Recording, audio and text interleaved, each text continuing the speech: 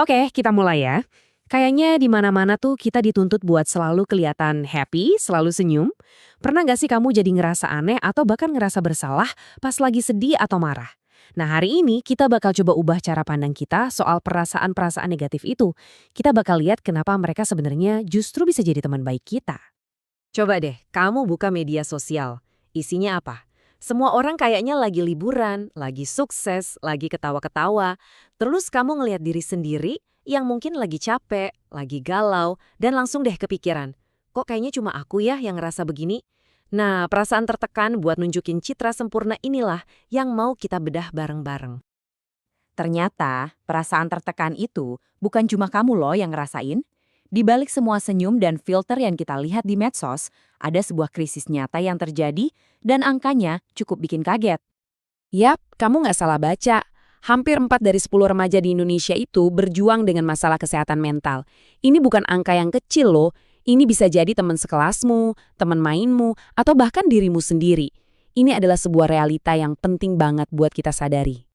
Dan ini nih, angka yang mungkin paling bikin miris.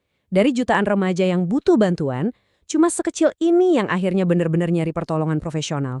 Kok bisa? Kenapa? Ada jurang yang dalam banget antara yang butuh sama yang dapat bantuan. Nah, salah satu biang keroknya adalah stigma dan tekanan gak kelihatan buat harus selalu baik-baik aja.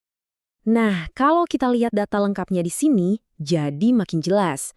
Tingkat kecemasan, stres, depresi, itu ternyata tinggi banget di kalangan remaja. Terus kamu lihat kan garis hijau super kecil di pojok kiri atas itu? Nah, itulah angka 2,6% yang barusan kita bahas. Kecil banget kan? Ini benar-benar nunjukin ada masalah besar di sini. Oke, sekarang kita masuk ke bagian intinya. Gimana kalau selama ini cara kita mandang emosi itu keliru? Gimana kalau perasaan-perasaan yang sering kita cap buruk atau negatif itu sebenarnya lagi berusaha ngasih tahu kita sesuatu yang penting? Coba deh bayangin gini, marah itu kayak alarm kebakaran di diri kita, ngasih tahu ada yang nggak beres. Sedih itu cara kita buat ngehargain sesuatu yang hilang dan berarti buat kita. Terus takut dan cemas itu kayak satpam yang bikin kita lebih waspada sama bahaya. Jadi mereka semua itu sebenarnya lagi kerja buat ngelindungin kita. Kutipan dari psikolog Hesti Nurlestari ini ngerangkum semuanya dengan pas banget. Intinya, kita butuh emosi negatif buat ngelewatin masa-masa sulit. Dan kita butuh emosi positif buat nikmatin hidup dan berkembang. Dua-duanya itu satu paket, nggak bisa dipisah. Nah, ini dia nih, tersangka utama dari banyak masalah yang kita bahas tadi. Toxic positivity atau positivitas beracun. Kedengarannya sih bagus ya, positif. Tapi prakteknya bisa bahaya banget. Gampangnya gini, toxic positivity itu adalah saat kita atau orang lain maksa buat senyum, padahal hati lagi hancur. Ini kayak nyuruh orang buat ikhlasin aja, atau ambil hikmahnya pas mereka lagi di titik terendah.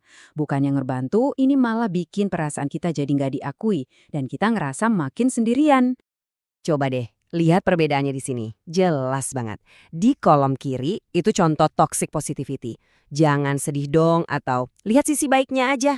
Kalimat-kalimat ini tuh seolah-olah nutup pintu buat curhat. Bandingin sama yang kanan. Wajar kok kamu ngerasa gitu atau aku di sini buat dengerin. Rasanya beda banget kan? Yang kanan itu ngebuka ruang aman buat kita jadi diri sendiri. Jadi solusinya gimana dong?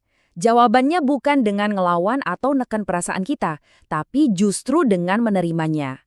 Langkah pertamanya adalah belajar buat memvalidasi emosi, ngasih izin ke diri sendiri buat ngerasain apapun yang muncul. Oke, sekarang kita bakal isi kotak P3K emosional kita. Ini isinya adalah alat-alat praktis yang bisa langsung kamu pakai kapanpun kamu butuh buat nenangin diri dan ngelola perasaan dengan lebih sehat. Ini fondasinya. Coba bayangin ya, kalau sahabatmu lagi gagal atau sedih, kamu bakal bilang apa ke dia? Pasti bukan, ah gitu aja nangis kan? Kamu pasti bakal bilang, gak apa-apa, kamu udah hebat, yuk coba lagi. Nah, self-compassion itu adalah tentang ngomong kayak gitu ke diri kamu sendiri. Penting juga nih buat tahu kapan harus bertindak, kapan harus nenangin perasaan. Kalau masalahnya bisa kamu ubah, misalnya tugas sekolah numpuk, kamu bisa pakai strategi yang fokus ke masalah, kayak bikin to-do list. Tapi kalau masalahnya di luar kendali kamu, fokuslah buat nenangin emosimu dulu, misalnya dengan dengerin musik atau curhat ke teman. Kalau pikiranmu lagi kalut banget atau kamu mulai ngerasa cemas, coba teknik ini. Namanya grounding. Ini gunanya buat narik pikiranmu kembali ke saat ini. Yuk coba bareng.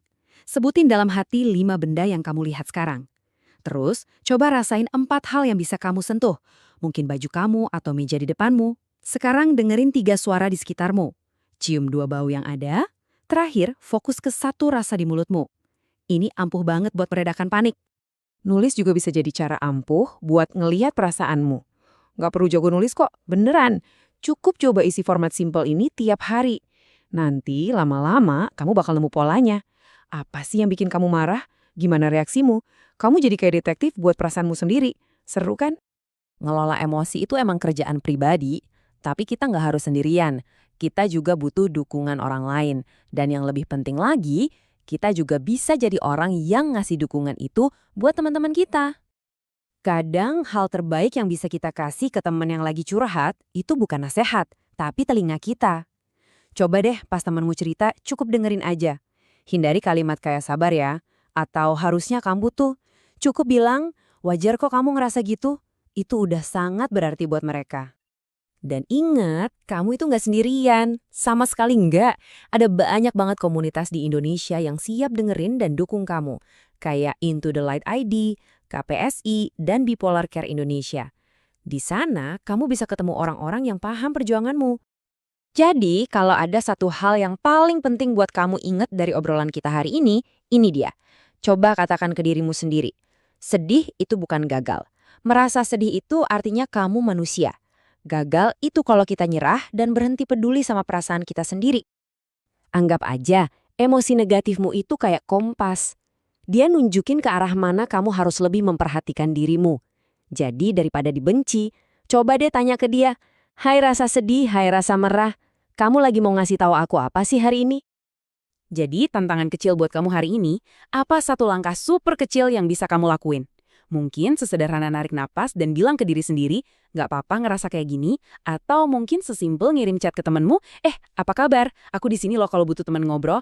Langkah kecilmu itu bisa bikin perubahan besar.